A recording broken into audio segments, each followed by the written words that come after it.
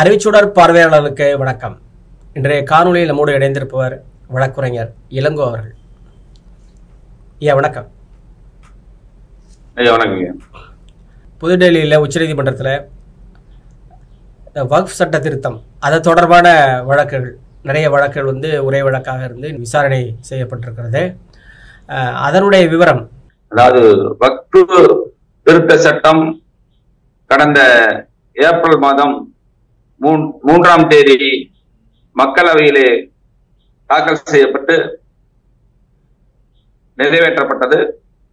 அந்த வக்ஃப் திருத்த சட்டம் ஏப்ரல் 4ஆம் தேதி மாநிலங்களவையிலே தாக்கல் செய்யப்பட்டு அங்கே தீர்மானம் நிறைவேற்றப்பட்டது. அதன் பிறகு 5ஆம் தேதி குடியரசுத் தலைவர் அவர்கள் அந்த வக்ஃப் திருத்த சட்டத்திற்கு ஒப்புதல் அளித்து உத்தரவிட்டார்கள். அதற்கு பிறகு மத்திய அரசினுடைய அதிகாரபூர்வமான சட்ட திருத்த மசோதாவினுடைய உத்தரவை 8ஆம் தேதி அன்று அமலுக்கு வருவதாக மத்திய அரசாங்கம் அறிவித்தது.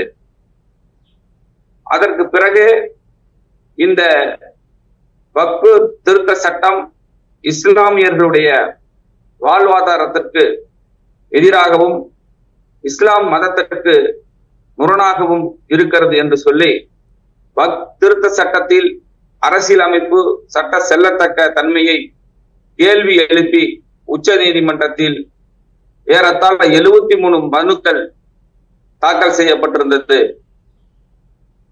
இந்த திருத்த சட்டத்துக்கு எதிராக அகில இந்திய மஜ்லிஸ் கட்சி தலைவர் அசாதீன் ஓவைசி உட்பட 73 அமைப்புகள் உச்ச நீதிமன்றத்திலே மனுக்களை தாக்கல் செய்திருந்தது.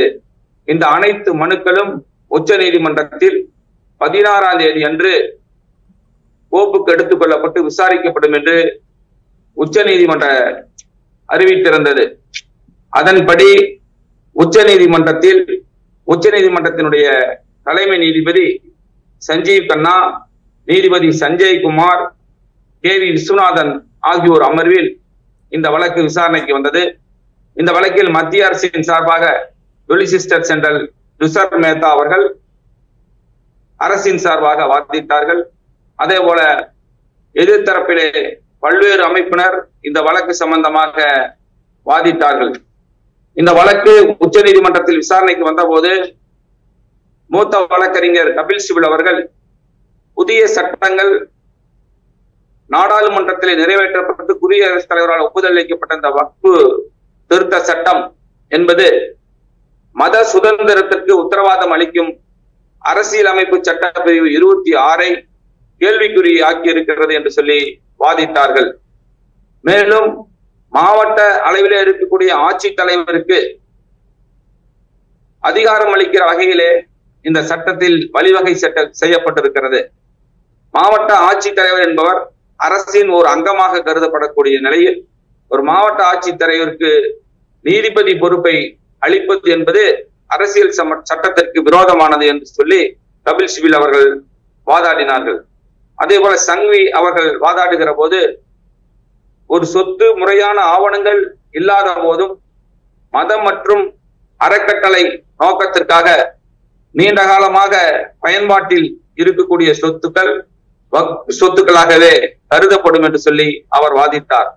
மேலும் 13ஆம் 15ஆம் நூற்றாண்டுகளிலே உருவாகிய இது போன்ற மசூதிகளும் இஸ்லாமியுடைய சொத்துக்களும் பராமரிக்கப்பட்ட ஆவணங்கள் இருக்குமா என்று சொன்னால் இருக்காது என்றே அங்கே வாதிடப்பட்டது.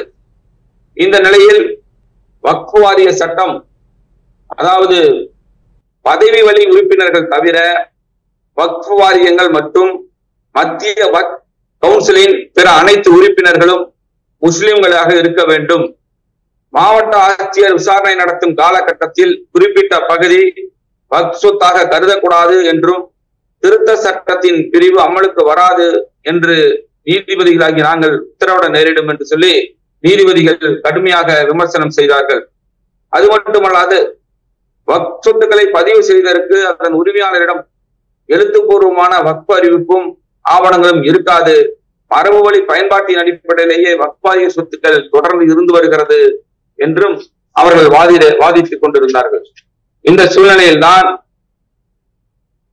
உச்சநீதிமன்ற நீதிபதிகள் கடும் விமர்சனத்துக்கு பிறகு நீதிமன்றம் அளிக்கின்ற உத்தரவு அல்லது நீதிமன்றம் அளிக்கின்ற ஆணை நாடாளுமன்றத்தினால் செல்லத்தக்கது என்று அறிவிக்க முடியாது என்று சொல்லி கடுமையாக விமர்சனம் செய்தார்கள். இந்த நிலையில் இந்து அமைப்புகளில் அறக்கட்டளையில் இஸ்லாமியர்களை உறுப்பினராக சேர்த்தால் சரியாக இருக்குமா என்ற கேள்வியும் அவர் எழுப்பினார். மேலும் 100 அல்லது 200 ஆண்டுகளுக்கு முன்பு வக்ஃப் வாரியத்தால் அறிவிக்கப்பட்ட பொது சொத்துக்கள் தன்மையை தற்போது மாற்ற முடியாது என்றும் கடந்த காலத்தை சட்டத்தால் மீண்டும் மாற்றி எழுத முடியாது என்றும் நீதிபதிகள் அங்கே எடுத்து சொன்னார்கள். அதன் பிறகு அரசு தரப்பில் வாதிட்ட வழக்கறிஞர் நாடாளுமன்றத்திலும் மாநிலங்களவையிலும் தீர்மானம் நிறைவேற்றப்பட்டு குடியரசுத் தலைவரால் சட்டமாக்கப்பட்ட ஒன்றை சரியாகத்தான் இருக்கும், அதில் எந்த குறைபாடுகளும் இருக்காது என்று சொல்லி அவர் வாதிட்டார். ஆனால் நீதிபதிகள் இந்த சட்டத்தில் நீங்கள் பழைய நடைமுறையை கடைபிடிப்பிலிருந்து நீங்கள் மாற்றி புதிய சட்டத்தை அமல்படுத்தீர்களானால் கடுமையான விளைவுகளை இந்தியாவில் இருக்கக்கூடிய மதம் சம்பந்தப்பட்ட பிரச்சனை நாட்டிலே பெரிய சட்ட ஒழுங்கை ஏற்படுத்தும் என்று சொல்லி நீதிபதிகள் எடுத்து சொன்னார்கள். அதற்கு பின்னிட்டு நீதிபதிகள் இன்று விசாரணைக்கு வந்தபோது வக்ஃப் திருத்த சட்டப்படி எந்த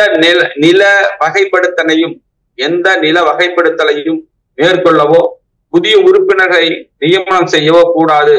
அதாவது வக்ஃப் என பதியப்பட்ட அறிவிக்கப்பட்ட சொத்துக்கள் மீது புதிய சட்டத்தின் மூலமாக எவ்விதமான நடவடிக்கையும் எடுக்கக்கூடாது என்று இடைக்கால தடையை நீதிபதிகள் இன்று அறிவித்திருக்கிறார்கள்.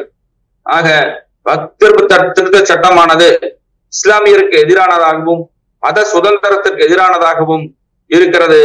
இது இந்தியாவில் வாழக்கூடிய மக்களுக்கு எதிராக ஒரு தூண்டுதலை ஏற்படுத்தி ஒரு கலவரத்தை ஏற்படக்கூடிய சூழல் ஏற்படக்கூடிய வகையிலே இந்த சட்டம் அமைந்திருப்பதால் இந்த வக்ஃப் திருத்த சட்டத்திற்கு தற்காலிகமாக இடைக்கால தடை உத்தரவு பிறப்பிக்கப்பட்டிருக்கிறது என்று சொல்லி நீதிபதிகள் இன்றைக்கு தீர்ப்பிலே தெளிவாக வழங்கி இருக்கிறார்கள். இப்ப இந்த தடை உத்தரவு வழங்கியிருக்கிறாங்க. இப்ப இந்த மறுபடியும் இந்த வழக்கு இன்றைக்கு விசாரணைக்கு வருகிறது. இந்த வழக்கு மீண்டும் விசாரணை நீதிமன்றத்திலே இந்த வழக்கு இடைக்கால தடை உத்தரவு பிறப்பிக்கப்பட்டிருக்கிறது. முதல் கட்ட பதில் மனு தாக்கல் செய்ய மத்திய அரசுக்கு 7 நாட்கள் அவகாசம் வழங்கி விசாரணையை மே 5ஆம் தேதிக்கு ஒத்திவைத்திருக்கிறார்கள். பெரிய அளவுக்கு இந்தியாவில் தாக்கத்தை ஏற்படுத்தக்கூடிய வழக்கு இன்றைக்கு இடைக்கால தடை வழங்கப்பட்டிருக்கிறது. மறு விசாரணையில் என்ன தீர்ப்பு வழங்குகிறார் என்று பார்ப்போம். உங்களுடைய நேரத்துக்கு மிக்க நன்றி. வணக்கம். வணக்கம்.